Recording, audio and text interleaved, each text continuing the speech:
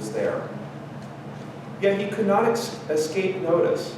But a woman whose little daughter had an unclean spirit immediately heard about him, and she came and bowed down at his feet. Now the woman was a Gentile of Syrophoenician origin. She begged him to cast the demon out of her daughter. He said to her, "Let the children be fed first, for it is not fair to take the children's food and throw it to the dogs." Then he said to her, but she answered him and said, "Sir, even the dogs under the table eat the children's crumbs." Then he said to her, "For saying that, you may go. The demon has left your daughter." So she went home, found the child lying on the bed, and the demon was gone.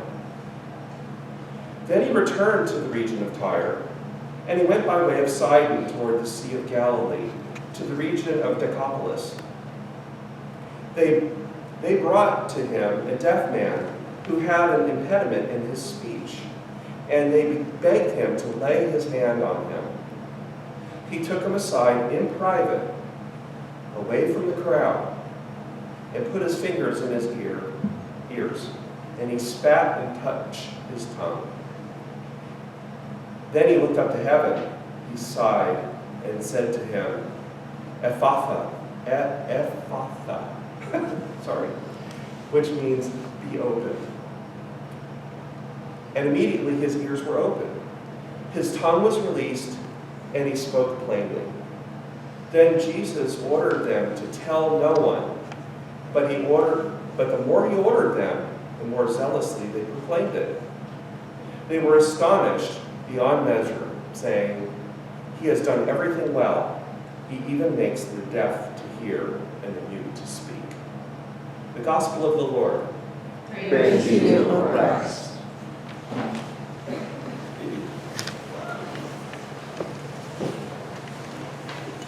I can't get no respect.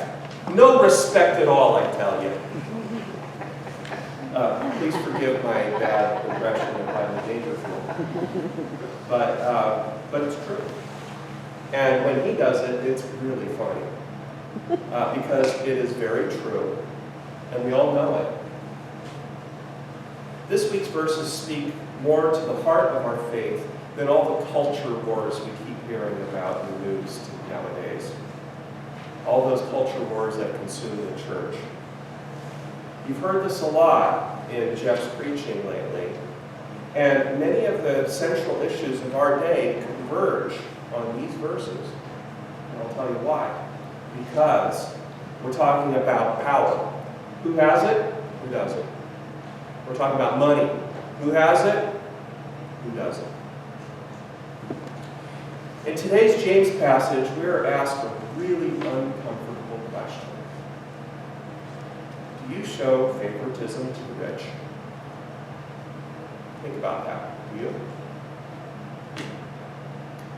Let's extend that a little bit further. Do you show favoritism to the beautiful? To the intelligent? To the popular? Most of all, do you show favoritism to the powerful? Of course you do. It's built into your DNA. We all want to attach ourselves to success, which is natural, from the moment we're born.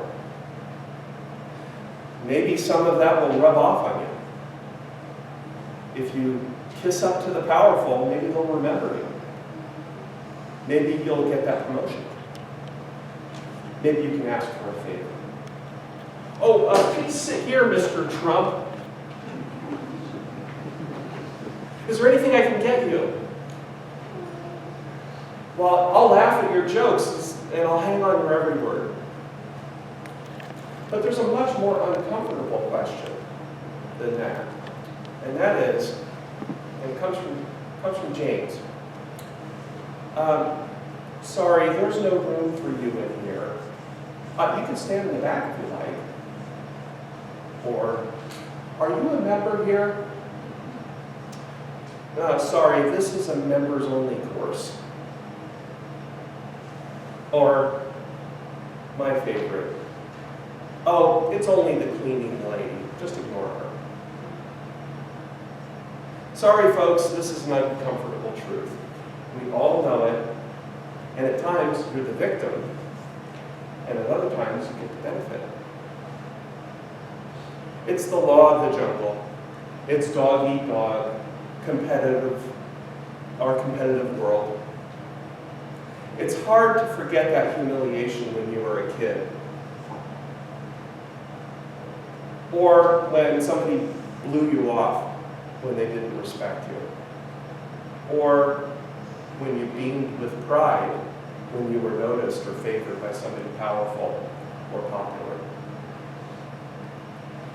If you've ever had trouble remembering to confess something or ask for God's forgiveness, which I think we've all had that problem, what did I do wrong, or what,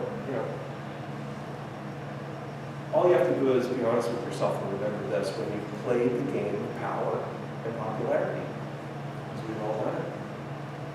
There's no message more central to the gospel than this. It is human nature to jockey for power and to trample on others. That's what we call sin. But there's also salvation from this, from Jesus.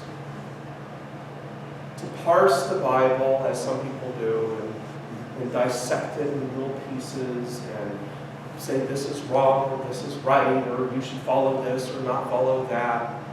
Really, a lot of times that just ignores the elephant in the room, and that is that central message that we're talking about today. Consider the poor Gentile woman in Mark. She is virtually untouchable to the Jews. That's why they say that she's of Syro-Phoenician origin. She was really a Gentile. She was not an acceptable person to the Jews, especially if you're a Jewish male. She begged Jesus to help her with her possessed daughter. You could say that Jesus was kind of harsh to her, really comparing her to the dog. But he didn't ignore her, and that's what the acceptable response would be. Showing her faith, she said, even the dogs deserve the crumbs from the table. That's the ultimate trickle-down economics. But against the norms of the day, he listened to her, and he gave her what she needed most: dignity and respect. Mark is filled with stories of Jesus healing individuals, quietly, away from the limelight. And we see that in today's passage too. You notice he says, don't tell anybody, I don't want to bother. And you wonder why. He implores them over and over again, keep it quiet. Why does he do that? It's not because he's being modest, it's because he's being hounded. It's because people are coming for him. He needs to be heard, he wants to be heard, he wants to have the message, not be overwhelmed by all of these people coming to him. But it's almost like he can't help himself. And to me, this really humanizes Jesus. He's kind of a helping addict, right? Somebody who needs help, he takes care of them. He doesn't ignore them. And he does it over and over and over again. And quietly helps person after person. And that's to his personal risk that he does that. It's all about dignity and respect. And that's what makes living in our hyper-competitive world so difficult for all of us. Success, beauty, popularity, and power, they're not bad. We can all agree that it's good to aspire. We can all agree that it's good to work hard, to improve, to grow, to make yourself better. We celebrate these things and we hope for these things for our children and the people that we love. Of course we do. But I think it's illustrative to compare our reactions to people who have high status and to people who have low status, because that tells us how we deal with this. Helps put these things into context, these desires for betterment in context. As most of you know, I went through a big job transition last year. I was managing sales in Europe for 5 years for my company, Corvo, if you've ever heard of it. And then I came to the U.S. and I managed sales in the U.S. It was a pretty high status job, and I was felt pretty proud about the fact that I could do those things. But then suddenly I found myself looking for another job, just like that. I spent a lot of time with highly ambitious people, and I was pretty ambitious myself. I thought maybe this was a stepping stone to something else, but then I got sidelined and I got changed. Reflecting on my experience in sales, and then my unexpected transition out of sales, I learned a lot about what motivates people in powerful positions. And that's the other thing, if any of you are in a sales position, you do get to meet a lot of people with high status. You get to meet a lot of executives, a lot of people who are making big decisions. And it's kind of interesting to see how they work in our world. I've met a lot of people who like the attention and adulation that power brings. Anybody who has met politicians or actors knows the type. And I'm thinking of Tom over there. He's met a lot of politicians, a lot of high status people, and I think Tom knows what we're talking about, right? is that there's a certain personality type. But along with the attention comes a level of scrutiny, a level of criticism, and a level of politics between people. You only have to look at the President of the United States, or people in Congress, or people in the executives who we have to put up with, and it's hard to manage this. I really found this in the corporate sales world. The stereotypical sales executive or sales VP is bipolar, crazy, manic, probably alcoholic. If not alcoholic, probably obsessive, an obsessive athlete, or both. Kind of an adrenaline junkie. You can look down on them, but I kind of love them. They're kind of fun people. But they're adrenaline junkies. And they have to play the power and popularity game constantly. There's a certain amount of detachment, sometimes when you meet executives or people like this, there's a certain amount of detachment and immunity to cruelty that they have. Because they have to do some pretty awful things. And people with extraordinary power have to detach themselves. It's exhausting, it's soul-sucking, and when it's over, when you're out of power, it's gone. And that really bothers a lot of people. In a way, I think God protected me from falling into their trap, because this job loss may have put a nice pause to my career, may have, and definitely changed its direction, thank goodness. Maybe it was a blessing. Thank God. But it's also made me realize that I've seen people over my career and my life with great dignity at all levels of status, from low status jobs, low status in our society, to high status in our society. When I was in manufacturing, I used to run the engineering for the factory over there about 10 years ago. One of the guys that was in my department was a guy that used to haul waste buckets, or he still does actually, haul waste buckets, sort scrap parts, kind of a pretty low status job. Nowadays I see him occasionally and we chat occasionally, we remember each other.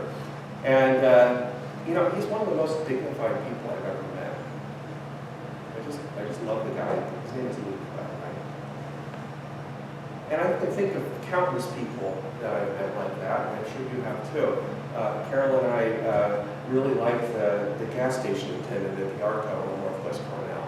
He's funny, and he's nice, and he's happy, and I respect him enormously. I think about the accountant lady I have to work with at Porvo. She does a pretty boring job, but she does it great. And then I also think about the scrappy German clerk that when I used to live in Munich, that I used to deal with all the time when I went to the grocery store. Same guy. We kind of, we never really talked. We knew each other and smiled at each other. And I greatly respected him. So for me, this is the biggest lesson, and I think the thing that made me realize the futility of showing partiality to high status people. My daughter Meg, and most of you have met Meg, recently talked to me about her struggle with dealing with street people and panhandlers.